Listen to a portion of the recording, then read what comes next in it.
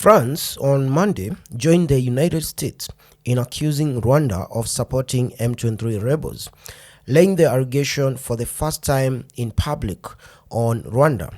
And this is after a long period of pretending to be impartial or pretending that they are blind to what is happening in Congo. But France has decided to eventually speak out. And to most of you, I know this may not look like a big deal, but it is a big deal. Because besides Congo, these are two other countries that have come out to really say that Rwanda is the one sending troops to invade Congo. So again, confirming the allegations or what Congo has always accused Rwanda of. And no single African countries, besides of course Congo, has come out to say the same. Maybe they lack the intel, or maybe they don't want to be dragged into geopolitics of the Greater Lakes region. And France did not just stop there, at condemning them or publicly accusing them. They went ahead and convened and convinced the United Nations Security Council, where France is a permanent member, to lift an arms purchase ban on the Democratic Republic of Congo. And remember, this arms purchase ban was imposed on Congo in 2003.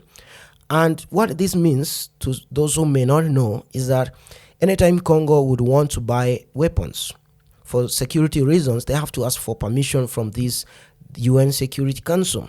And oftentimes they are allowed to buy small arms, things like AK-47s, bullets, and RPG, but they are not allowed to buy heavy weapons like artillery, like planes, like artillery shells, like night vision goggles, like drones, like sophisticated advanced equipment, like new tanks. Those ones, they are exempted. And by lifting this ban, then it will allow the Congolese army, the FARDC, to also play at even ground with the M23, because we've seen captured M23 fighters with night vision goggles supplied by the Rwandan Defense Forces. We've seen them with smaller drones. They use them to spy on where the FARDC positions are, and of course use GPS to target them with artillery. I've seen this. There's some videos by MONUSCO that I've been watching, where drones, operated by this MONUSCO, the United Nations Peacekeeping Force in Congo, have seen M23 using advanced sophisticated weapons to target the Congolese army's position. GPS kind of gadgets. It's, serious. And the time this ban, the arms ban, was imposed on Congo in 2003, Congo was the victim. Because if you can recall, to some of you who may recall that time, there was the Second Congo War, and it was Uganda, Rwanda, and this M23. Back then they called themselves the CNDP, and who were invading Congo. And Congo was just defending themselves. So I don't know how Kagame and his backers from the West managed to convince the UN Security Council to paint Congo, now the victim, to be the aggressor.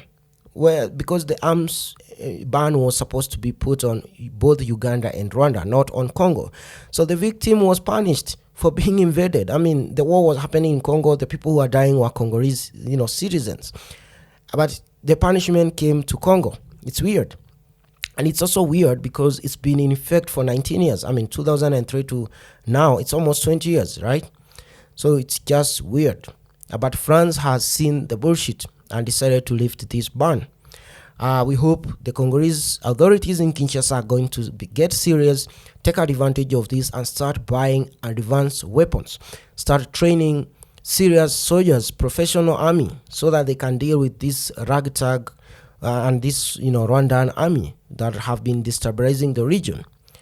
And Paul Kagame has had all this planned before he even makes the move.